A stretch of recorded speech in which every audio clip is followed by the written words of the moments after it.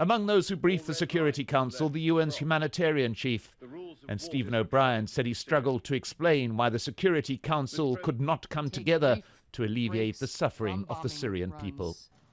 The Security Council does not come together to answer the cries of the civilians that we have heard about again today because Russia, a permanent member, doesn't want to. It's an opinion echoed by the ambassadors of France and the UK who'd pressed for this emergency meeting.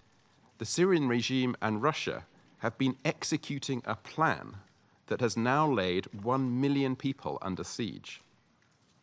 And executing is an all too appropriate word, because without a change in policy, without a change of heart, that's exactly what this is, the slow, painful, bitter execution of 1 million Syrians cut off from aid convoys, cut off from the world.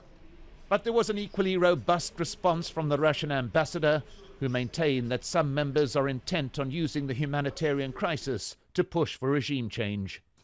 If our Western colleagues really are so concerned by the plight of civilians in eastern Aleppo, indeed in the whole of Syria, then above all they need to take genuine practical steps, put an end to supporting terrorists, and lift unilateral sanctions.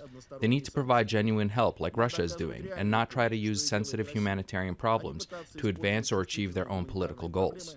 The Syrian ambassador offered yet another lengthy defense of his government's action.